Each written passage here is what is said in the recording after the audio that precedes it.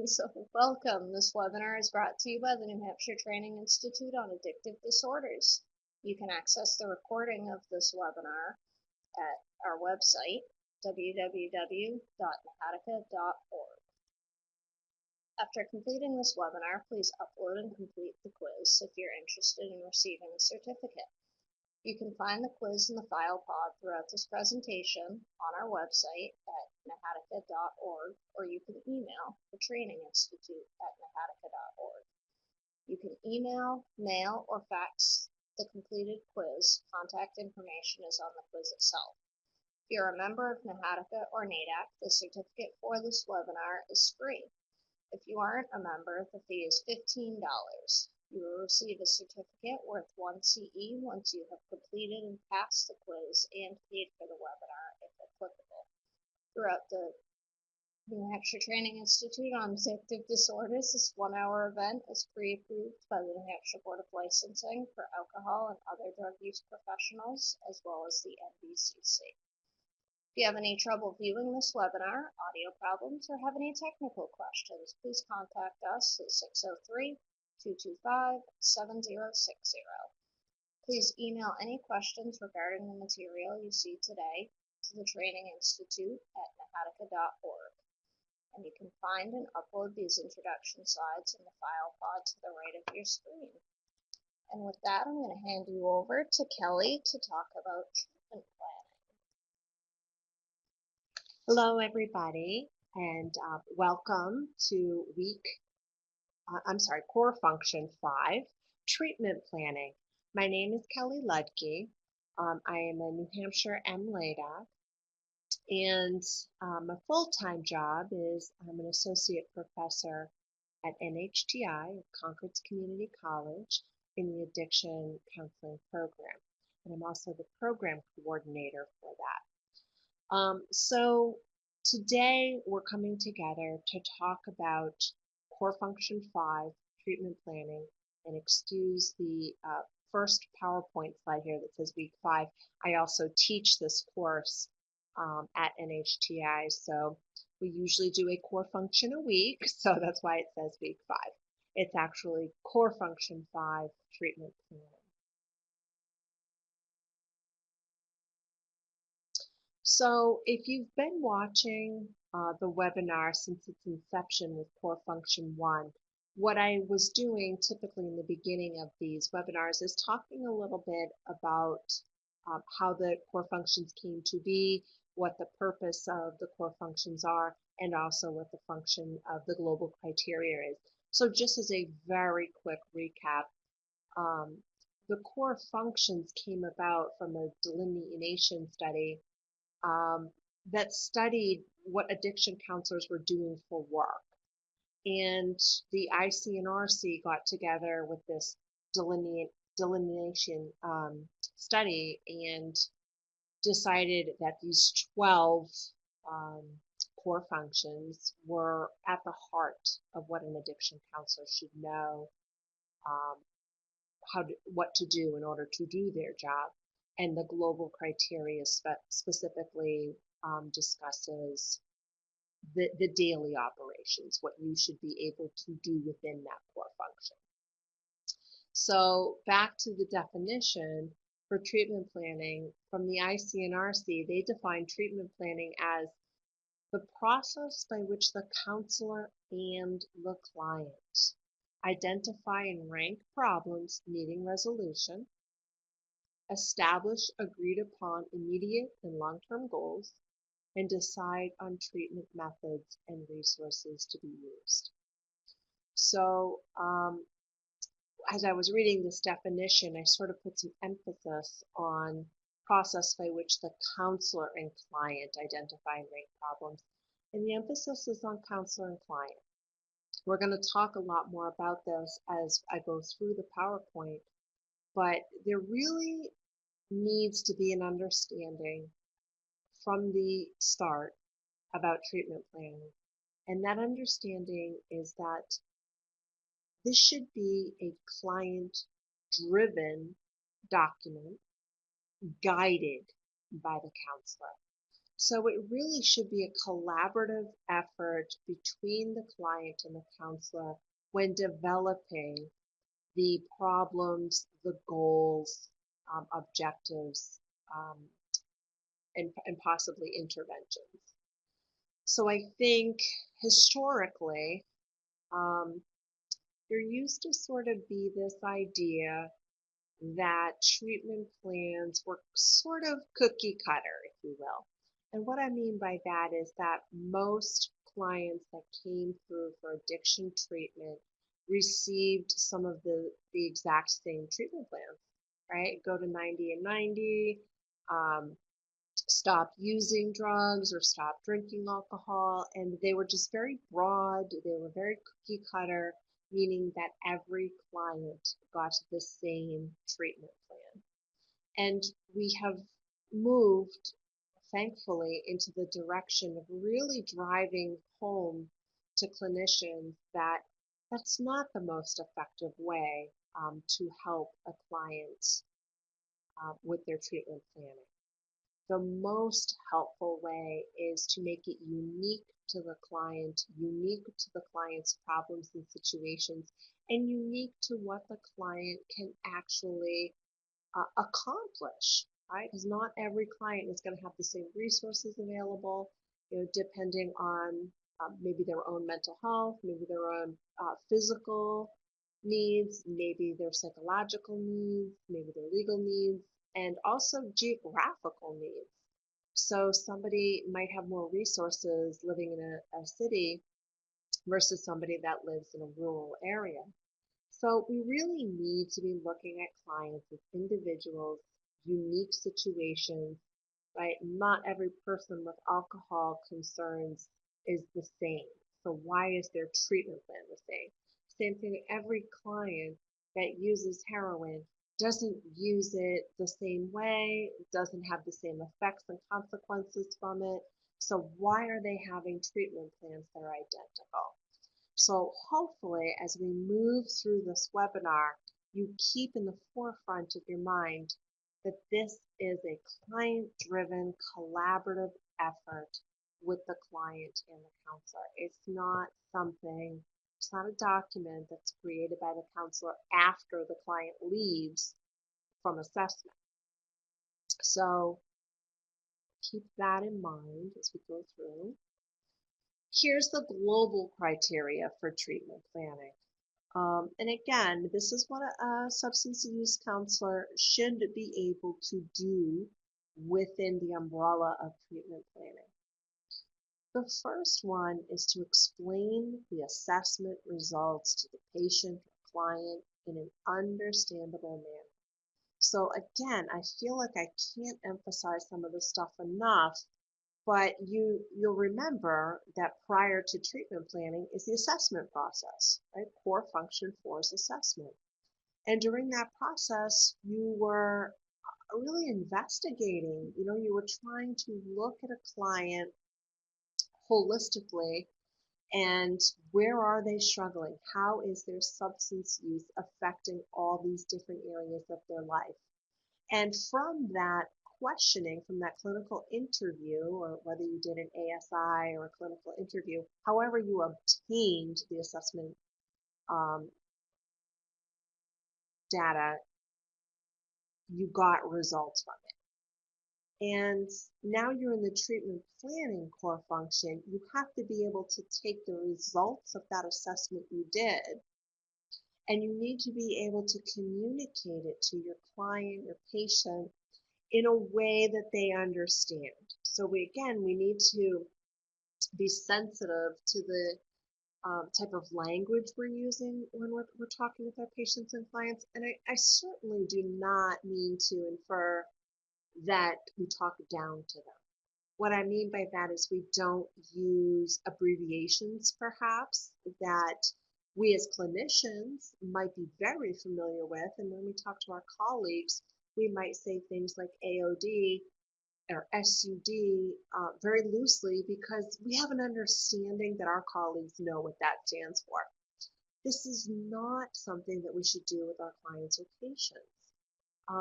When we start talking to them in abbreviations or using language that's very specific to our training, that's not something the common person will probably know. So you might lose them right off the bat when you start talking about the assessment results and you're using language that a client doesn't understand. They're typically going to kind of shut down, right? And one thing I've learned over my years of working with clients is they don't tend to be the best advocates for themselves.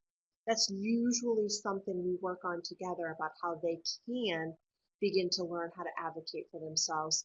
So if they're sitting with me, they've done an assessment and now we're about to do treatment planning and I'm talking in a language that they don't understand, or I'm using words or abbreviations, what have you, that is foreign to them, it's not likely that they're going to say, hey, stop, I don't know what that means. Could you go over that again? It's more likely that they're just going to nod their head and they're going to go through it and they're going to do whatever you tell them to do. And that is not the goal for treatment planning. So we need to be able to be careful about using common language, speaking in a way that's understandable, right? Not piling on a bunch of clinical language, but being able to say, through our conversation last week when we did our assessment, these are some of the areas that came up that might be a problem for you.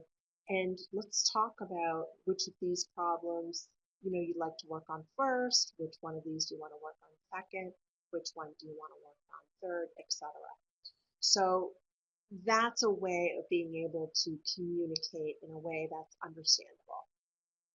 The second global criteria for treatment planning is to identify and rank the problems based on individual patient needs.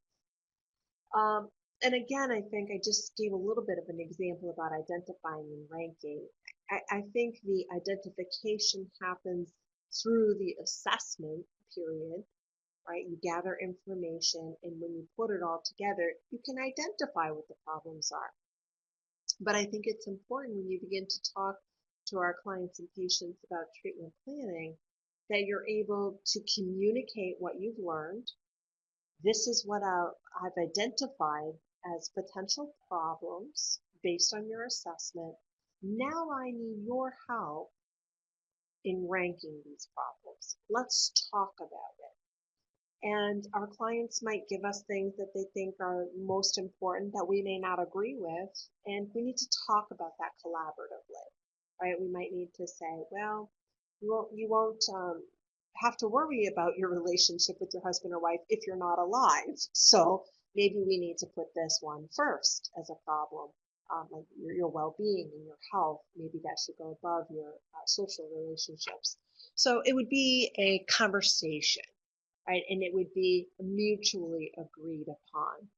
But usually my experience has been our clients and patients really rank problems very well.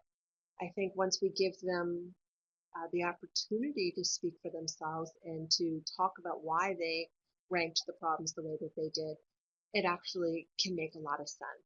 So I think I just want to pause here for a second and say, because I'm not sure if I have this further in the PowerPoint, but treatment plans, I've always communicated a treatment plan to a client as the roadmap. I say to my clients, patients, this is your roadmap to wellness. This is your guide. This is your to-do list, if you will.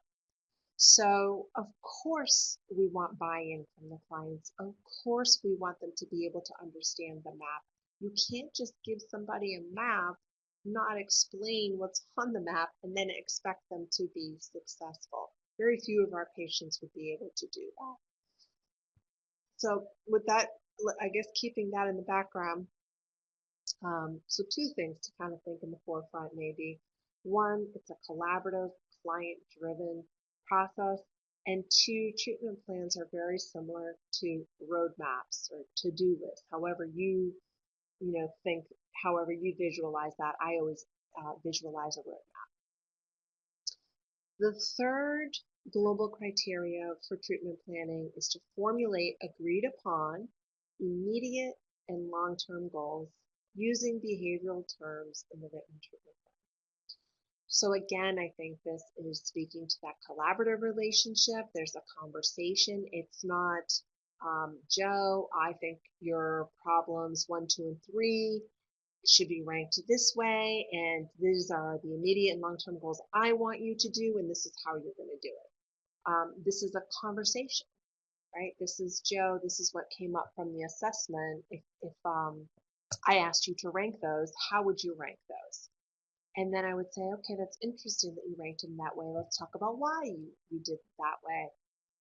And then, as global criteria 3 is discussing, what are the immediate long-term goals for each of these problems? Typically, a long-term goal anyway tends to be the opposite of whatever the problem is.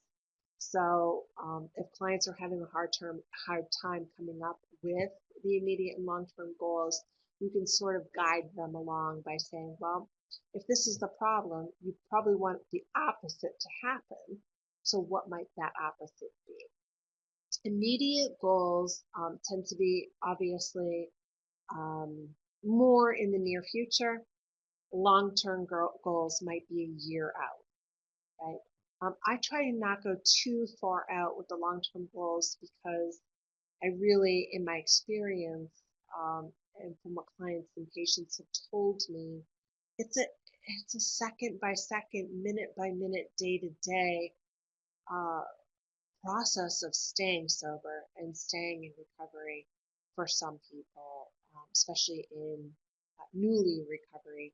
So when they start to think, 5, 10 years out, it's almost overwhelming to think that far ahead. So immediate goals might be within 2 weeks, it might be within a week, it could actually be within a month, and long-term goals might be something as short as a month, up to 6 months, or up to a year. So, that again is something you can sort of gauge with your clients. Where are they at? What do you work for in an agency? Sometimes that's going to, if you only have them for 90 days, a long-term goal may not be a year long, right?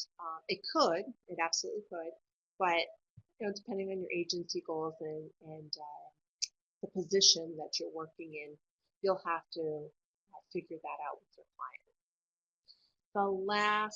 The fourth global criteria, for treatment planning is to identify the treatment methods and resources to be utilized as appropriate for the individual patient.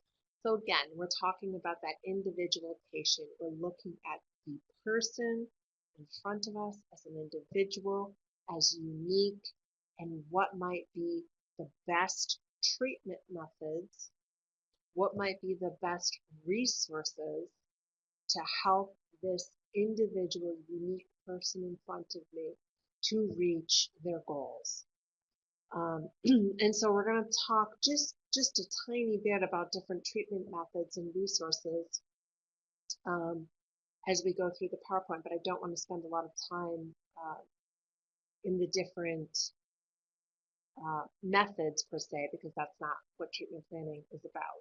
So treatment methods, what kind of counseling are you going to be using? Are you going to be using group counseling? Are you going to be using cognitive behavioral therapy techniques? Are you going to be using journaling, monitoring cards, some replacement thinking? What resources are you going to be utilizing? Are you going to be utilizing self-help groups? Are you going to be utilizing intensive outpatient treatment groups, psychoeducational groups? What kind of things are you going to be recommending for your client? So, okay, I have down in huge yellow letters here, the plan must be client-driven as opposed to program or counselor-driven. So I do talk about it here. I can't talk about that enough. It's really, I have heard colleagues of mine sometimes say, it's just easier. It's just faster. If I write the thing myself and the client does it, then it gets done faster. And I can certainly understand that sort of logic when you're very busy and we have so many clients to help. But again, that's not the purpose of treatment plan. And also sometimes, I've heard colleagues say, well, I've asked my client to work collaboratively with me, but the client doesn't know. Right? They don't know what's best for them and they don't know how to rank these things. So the client will say to me, whatever you think is right, I will do. And I have certainly been on the receiving end of that conversation with a client before. And I do think it's a time to probably put the pen or pencil down or close the laptop and say, let's talk about that because this is your treatment and here's a potential time to help teach your client the teachable moment, to teach them to advocate for themselves and to be able to think for themselves.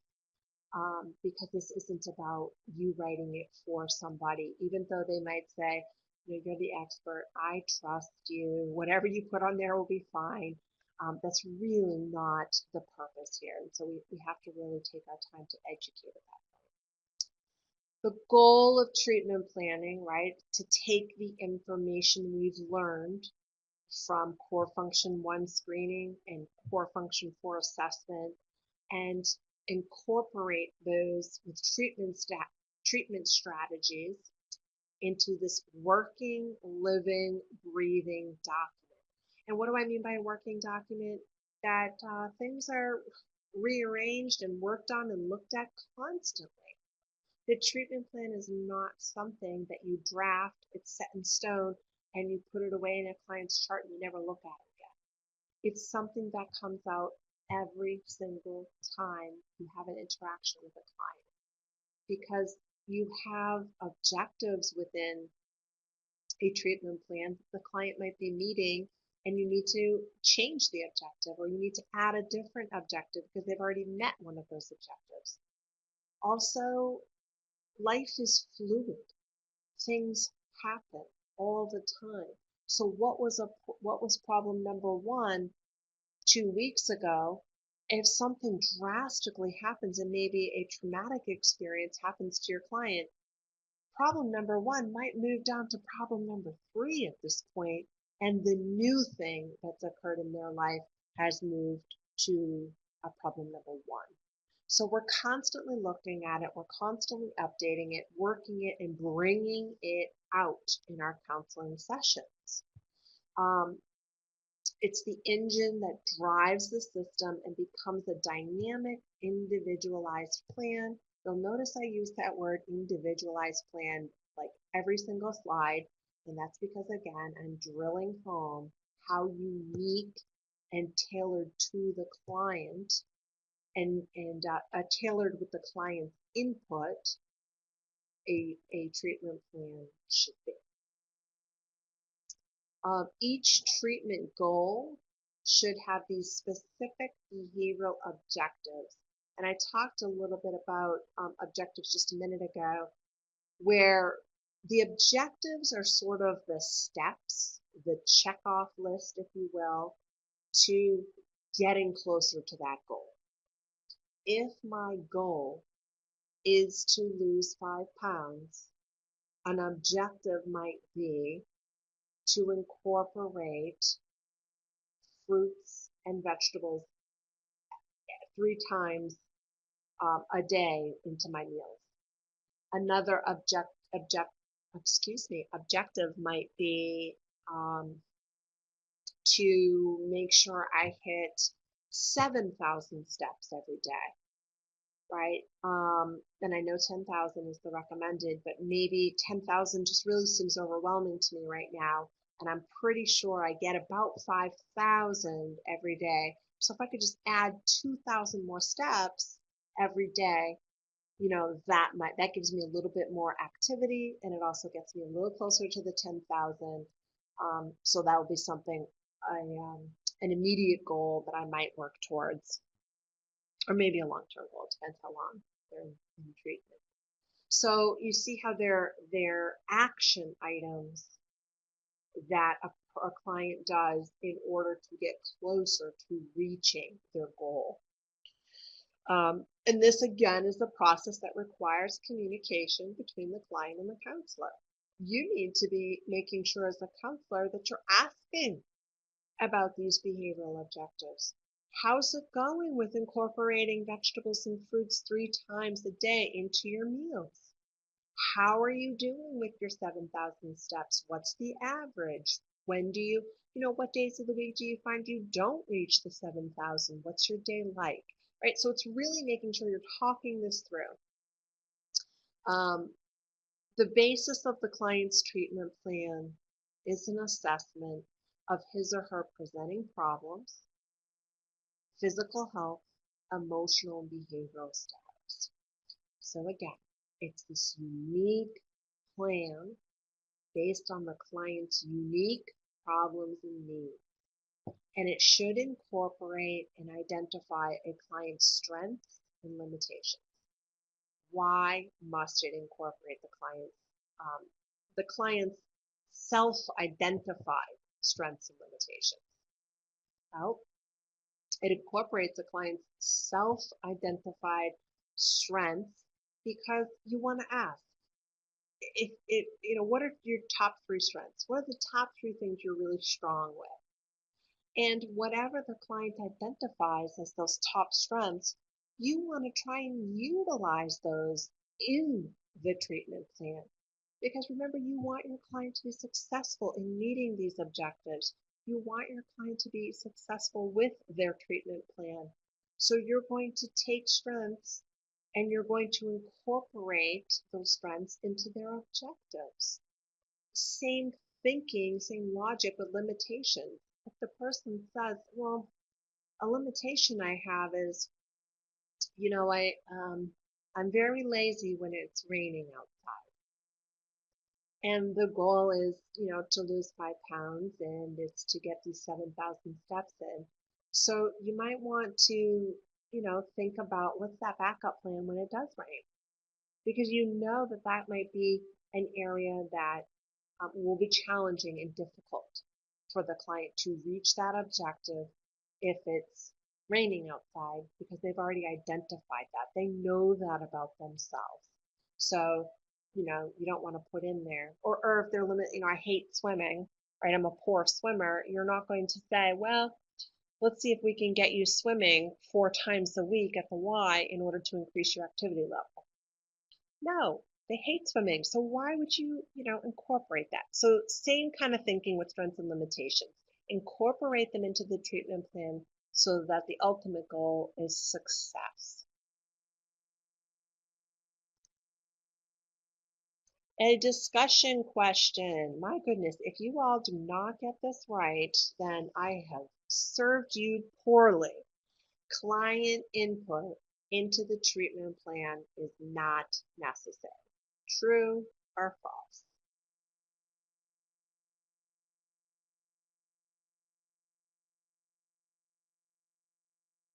The answer is false, right? I think from the very beginning of this webinar, I've hopefully stressed immensely how important it is to have a collaborative, client-driven process while you're doing your treatment planning.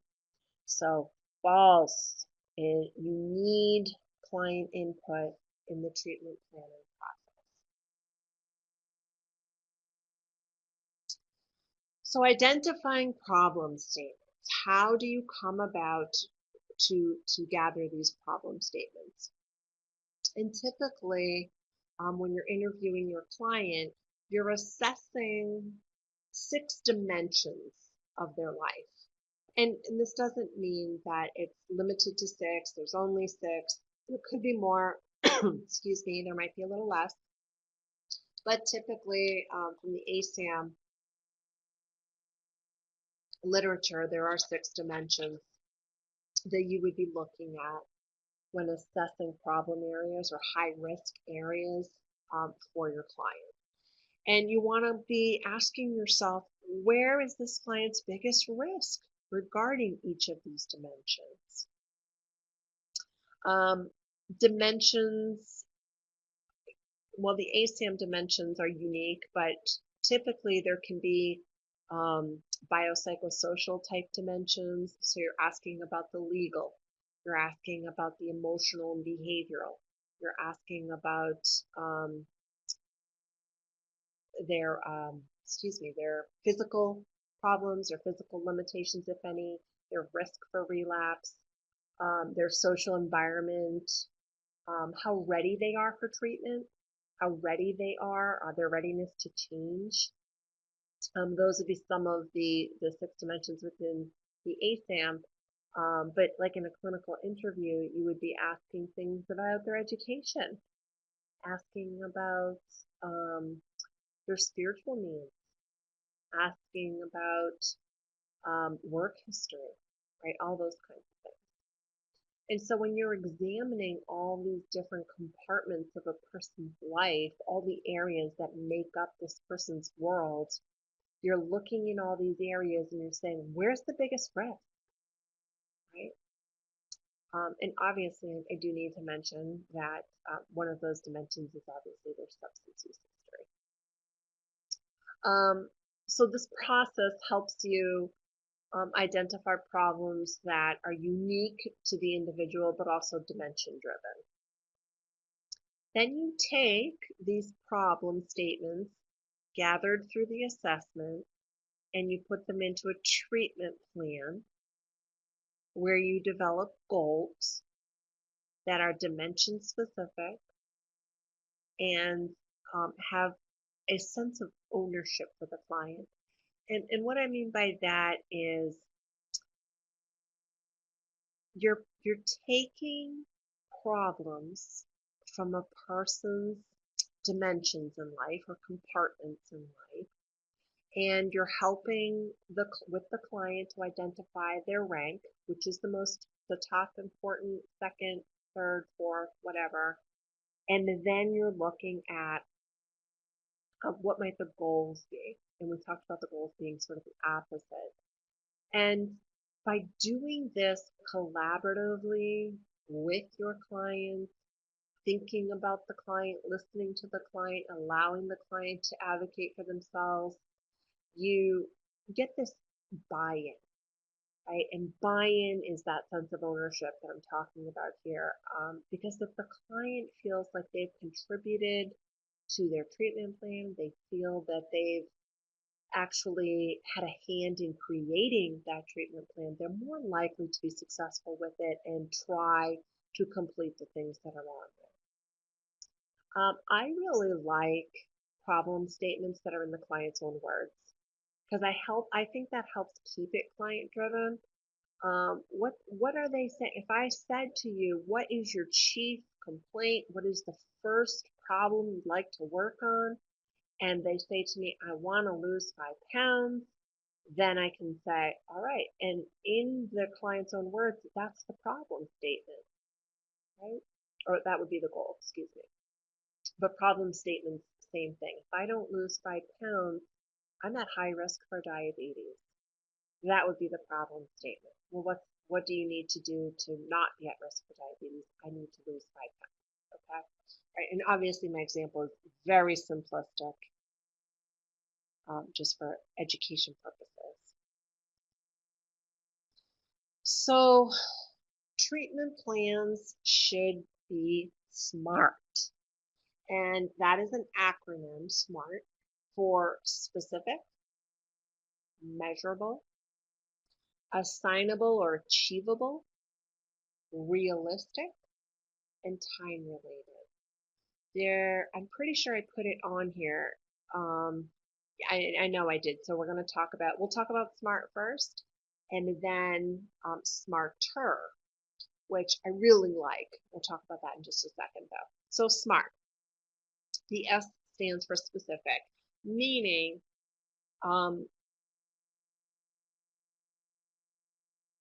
you need to be very specific in each problem about what needs to be changed, progressed, or achieved that will bring resolution. to the problem. It needs to be specific. So I guess if I was going to use my example about losing weight, if the problem is I need to lose weight, that's not a problem. Do you see what I'm saying? Because, well, why do you need to lose weight? Why is losing weight a problem? Well, when I said I need to lose 5 pounds because I'm at high risk for diabetes, now we have a problem because diabetes is a problem. So now I can understand why the weight loss has to occur. Okay, so it's specific to why. M is measurable. So when we get to the objectives, which are the steps that the client will take to reach the goal, those steps, those objectives need to be concrete and measurable. We need to be able to verify progress. I need to be able to see it. It can't just be subjective, right? It has to be measurable. I will increase my steps from 5,000 to 7,000 7 days a week. I will measure it through my Fitbit, and I will bring the Fitbit to counseling so that we can talk about the progress and look at it. So that's a measurable thing. Those numbers are something I can look at to measure the progress. Assignable or achievable, it has to be something that a client can actually do, right? And also, what does the client need to meet the objective? Identify any internal or external resources that are needed, right? So we kind of talked about this when we talked about the limitations on the client. If the client knows that they are very lazy when it rains outside, what's that backup plan, right? How are we going to make sure that you achieve this goal or this objective when it's raining outside? And maybe, you have exercise buddy, right? You identify John Doe as somebody that is very motivated with exercise regardless of the weather, and he happens to live right next door to you. You work the same hours, so you're able to go for walks together, or if it's raining really bad, maybe John Doe has a membership to the gym and he can bring you as a friend, whatever. So trying to make sure that even within the limitations, whatever those objectives are, that they're achievable, and you assign sort of a backup plan for it. You identify internal and external resources that are needed. And I'm going to give a substance use example a little further in the PowerPoint, so hopefully that can help you. The R is realistic, right? You have to ensure that all aspects of the objective are realistic and achievable. Review to make sure there's a genuine benefit to the client for accomplishing the objective. So it's kind of two parts there. And the first part is talking about don't assign somebody an objective or don't agree to an objective that the client cannot achieve. If a client doesn't have their license and the objective is to go to a meeting 100 miles away 4 days a week, and nobody he knows goes out that way to that meeting, why would you have them go to that meeting, right? They don't have the transportation. Maybe they don't live near a bus stop. They don't have money for a cab. It's not realistic, right? And 100 miles is really far, so it's not a realistic objective. It's almost bound to fail. So you need to look at that and come up with objectives that are actually realistic, right? There's actually a meeting 5 miles down the road that if, worst case scenario, you could walk to it. And it's at a time that you're not working. It's at a time that you could do it 4 or 5 times a week. So that is more likely to set the person up for success. And time related, make sure you have deadlines for things. Let's see, when can we get this done by?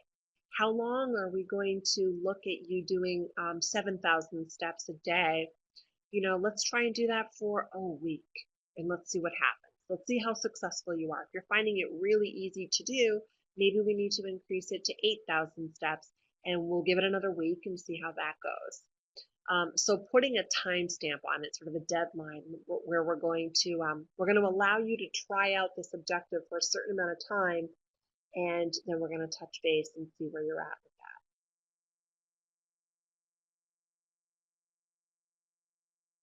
that. So here's a little bit of a smart example. So if a client is working on Dimension 6 through the ASAM criteria, which is recovery environment, here's an example of where you would be specific, right? If the goal is the client will develop a support network to assist in the maintenance of his or her sobriety, the client will attend AA meetings and the client will attend a group therapy meeting. Now you add measurable into those same objectives. And remember, measurable is something that's concrete, something we can actually measure to verify progress.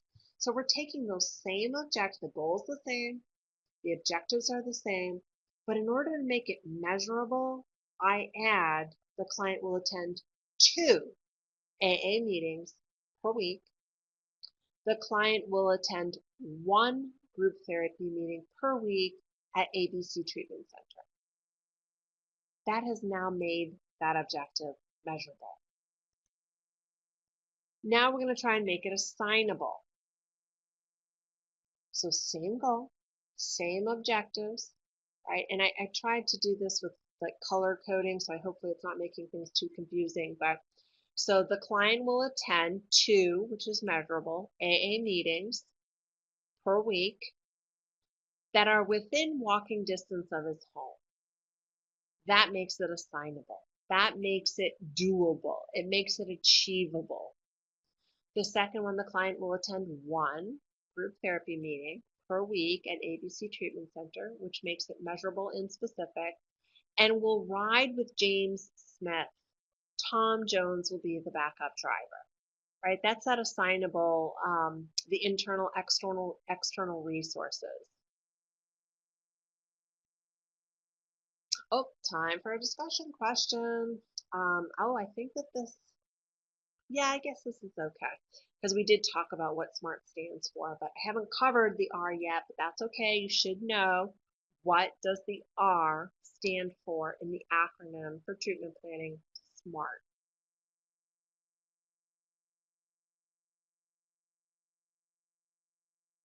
And the answer is it stands for realistic, right? Making sure that it's something the client could actually do and is realistic. So here it is. So same goals, same objective. We have the client will attend 2, which is measurable, AA meetings per week, that's also measurable, that are within walking distance of his home, that's assignable. There are 6 meetings per week within walking distance. 3 meetings do not conflict with his work schedule. So that is more realistic, because now we're looking at the walking piece, because maybe the client doesn't have their driver's license, they don't have transportation, so they're going to have to be walking. We have to make sure that these meetings are realistic. They can actually do them. And 3 of those 6 meetings do not conflict with his work schedule. So if the client happens to be working the days of these meetings, there's at least 3 he can do, or she. Same thing with objective 2. The client will attend 1 group therapy meeting per week at ABC Treatment Center, which makes it specific and measurable. Will ride with James Smith, and Tom Jones will be the backup driver. That's that internal, external backups, the assignable piece. And realistically, James Smith and Thomas Jones, they're reliable group members who live near the client. They have previously expressed a willingness to bring clients to the group therapy session. So again, there's a plan in place. These people are reliable. It's going to increase the realistic ability. And then finally, time related. So you can just, I'm not going to read the whole thing, but the client will attend 2 AA meetings per week that are within walking distance for 6 months. The objective will be reevaluated at the time on July 3rd, 2013. And that's just a random date I put in there. So it's time related. It's a date. How long is this going to go on? When are we going to check back in with it and reevaluate? So you might see many different styles of treatment plans, but most of them should have the components of problem statement, goal, and objective. Typically, you could also see another real common one would be a problem statement, goals, but the goals would be split into short-term and long-term. Objectives are the same thing, those steps, you check them off. And interventions is what the counselor will do to help the client reach the objective. So if the objective, as in the previous example, is for the client to go to AA meetings, an intervention might be that the counselor provides the client with a list of AA meetings in the area that the client lives. So you're not doing it for them, but you're giving materials and support in a way for the client to successfully meet the objective. Other interventions could be things like if the objective is to receive an assessment for potential mental health concerns, a counselor's intervention might be to make 3 referrals to mental health centers and provide names and phone numbers, and also talk with the client about, advocating for themselves, asking for the correct appointment, etc. Right? Because our clients don't know, right? It's very difficult to navigate our system sometimes. And I think the more seamless we make it, the better and more successful our clients will be in meeting their goals and objectives. So to sort of wrap up and summarize, the things to remember most, obviously, is it's client driven. It's not cookie cutter. It's individualized. It's a collaborative relationship. It's a roadmap, right? It's something that we want. It's something that comes out at every single treatment meeting, at every counseling session, and it's updated. It's workable. It's living. It's breathing document.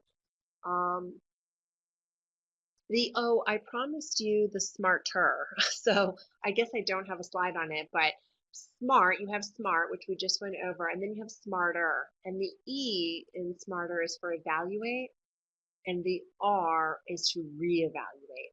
And I think the reason that just popped into my brain is because I was talking about that workable, livable document. And